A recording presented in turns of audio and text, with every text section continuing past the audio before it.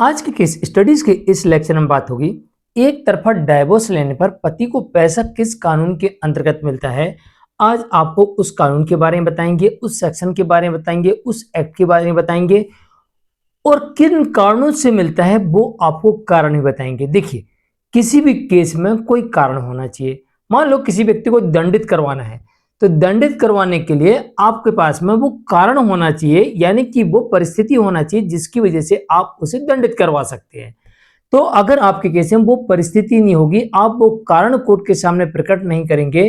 तो कोर्ट उसे दंडित नहीं करेगी। दूसरी बात,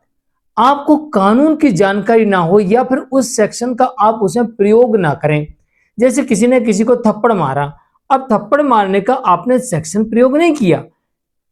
तो जहां पर आपको थप्पड़ मारा वहां पर आपने उसका सेक्शन प्रयोग नहीं किया, आपने वहां प्रयोग कर दिया कि इसने चोरी की, मेरे गले से चेन खींची और भाग गया। ये आपने प्रयोग कर दिया और आपको जो थप्पड़ मारा वो थप्पड़ मारने वाली बात आपने वहां पर नोट नहीं कराई, ना उसकी धारा लगी। तो ऐसी स्थिति में थप्पड़ मारने के बदले जो अपराध बनता है और जिसके लिए वो दंड तय है वो नहीं मिलेगा उस व्यक्ति को। हाँ, अब आपके गले से चेन खींच के भागा है, अगर चेन साबित हो जाएगी तो वो चोर घोषित हो जाएगा और उसे दंड मिलेगा, और अगर ये साबित नहीं हुआ तो उसे चोर भी नहीं माना जाएगा। आप कहोगे साहब एक तो हमको मारा है थप्पड़ और सारी दुनिया ने देखा है, वहां पर इतने लोग थे, भीड़, सबने देखा है कि इसने थप्पड़ मारा है और वीडियो में भी दिख रहा है कि थप्पड़ मारा है, और दूसरी तरफ जो चेन की बात है वो भलाई उसमें नहीं दिख रही है, लेकिन थप्पड़ के बदले तो उसको दंड मिलना चाहिए था। लेकिन आपने थप्पड़ वाली बात को मुद्दा रखा ही नहीं, ना उसका सेक्शन लगवाया, ना उस पर जोर दिया, ना बार बार कोर्ट को कहा कि साहब थप्पड़ मारने के बदले उसको दंडित करिए। तो आपने ना सेक्शन का प्रयोग किया ना कहा। आप कहते तो कोर्ट कहती सेक्शन कहां है, पहले से सेक्शन तो लेके आओ तभी तो दंडित करेंगे, तो आपने बात ही नहीं कही उसकी, तो फिर उसका परिणाम भी आपको नहीं मिलेगा। तो अगर आपको अपनी पत्नी से पैसा लेना है, वो भी एक तरफा डाइवोर्स वाले केस में, तो भी यहां पर आपको पैसा मिल सकता है। तो चलिए आज के स्टडीज के इस लेक्चर में डिटेल में बात करेंगे किस कानून के अंतर्गत किन परिस्थितियों में, यानी कोर्ट में आपको क्या बातें रखनी होंगी जिसकी वजह से कौन सा सेक्शन लगाना होगा, जिसकी वजह से कोर्ट ऐसा आदेश दे सकती है कि आपको हर महीने या फिर वन टाइम एक साथ बहुत सारा पैसा मिल सकता है। जय जिनेंद्र, मुकेश जैन। वीडियो को लाइक और शेयर कर दीजिए और इस तरह जजमेंट्स पाने के लिए दिए गए नंबर पर आप हमें संपर्क कर सकते हैं। नंबर 1, पति अगर कोर्ट में यह साबित कर दे कि उसने पत्नी की वजह से डाइवोर्स का आवेदन प्रस्तुत किया है, यानी कि वो इतना मजबूर हो गया है कि उसकी मजबूरी है कि उसे डिवोर्स लेना ही पड़ेगा, हर हाल में लेना पड़ेगा, अब वो पत्नी के साथ नहीं रह सकता। अब ऐसा कब होता है ये आपको बताना पड़ेगा कोर्ट को कि भाई मैं मजबूर क्यों हूं, मैं पीड़ित क्यों हूं, मुझे इतनी अत्यधिक पीड़ा क्यों हो रही है, मुझे इसकी वजह से इतना नुकसान क्यों उठाना पड़ रहा है, इतनी मानसिक पीड़ा क्यों मुझे उठानी पड़ रही है, क्यों मुझे क्षति हो रही है। ये आपको कोर्ट में प्रकट करना पड़ेगा कि मानसिक पीड़ा पत्नी की वजह से हुई, आर्थिक क्षति, सामाजिक क्षति, मानसिक क्षति पत्नी की वजह से हुई, और मैं विवश हो गया कि मेरे पास कोई रास्ता नहीं था, अब मुझे एकमात्र रास्ता नजर आया कि सिर्फ और सिर्फ ऐसी पत्नी से एक तरफा डाइवोर्स ले लेना चाहिए। तो ये सारी चीजें आपको कोर्ट के समक्ष प्रस्तुत भी करना पड़ेगा और साबित भी करना पड़ेगा। जब आप कोर्ट के समक्ष साबित करते हो कि पत्नी की वजह से ही मेरी मजबूरी थी कि मुझे डिवोर्स लेना पड़ा, वरना मैं नहीं लेना चाहता था, पत्नी ने मुझे विवश कर दिया, इतनी मानसिक पीड़ा पहुंचाई, इतना बदनाम किया,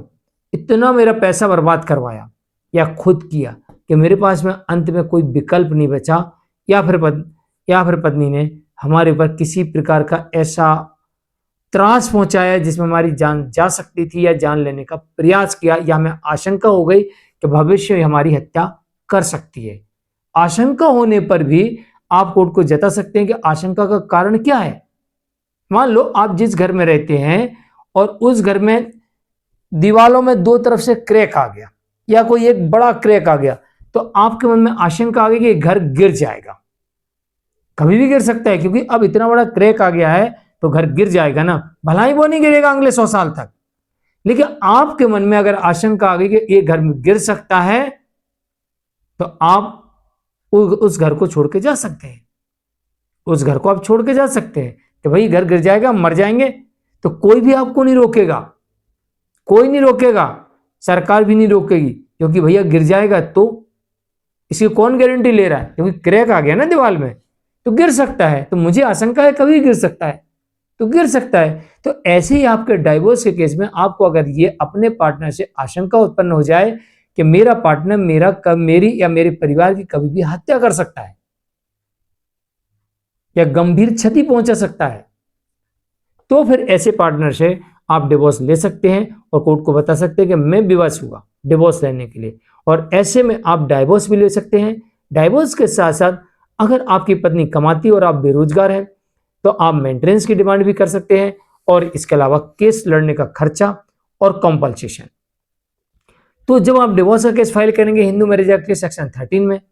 13A के साथ साथ आप इसमें 24 मेंटेनेंस के लिए इसी में लगाएंगे, और साथ में केस लड़ने का खर्चा और साथ में कॉम्पल्सेशन के लिए 23A का प्रयोग भी करेंगे। ये तीनों के तीनों सेक्शन हिंदू मैरिज एक्ट के अंतर्गत हैं, आप इनका प्रयोग करेंगे। तो अगर कोर्ट को ऐसा लगता है कि वाकई में आपको क्षति पहुंची है तो क्षतिपूर्ति दिलाया जाना चाहिए, न्याय हित में होगा, तो आपको यहाँ पर कॉम्पल्सेशन मिलेगा। और साथ ही अगर कोर्ट को ऐसा लगता है कॉम्पल्सेशन के साथ साथ इस केस में इनको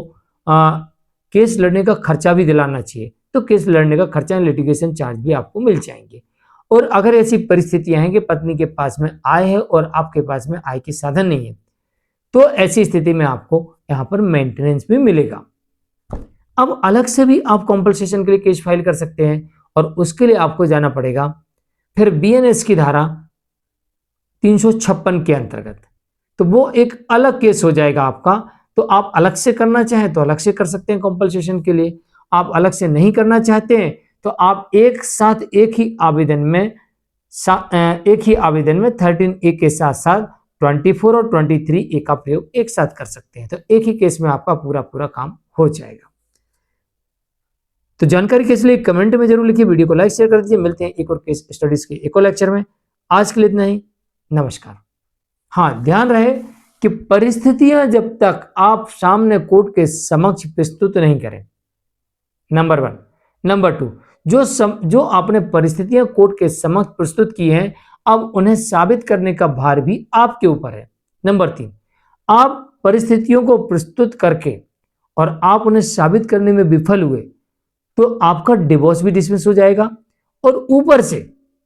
यह मान लिया जाएगा कि आप अपनी पत्नी के प्रति मेंटल क्रूरल्टी कर रहे हैं। इससे सारे के सारे आदेश आपके विरुद्ध भी जा सकते हैं। ध्यान रहे,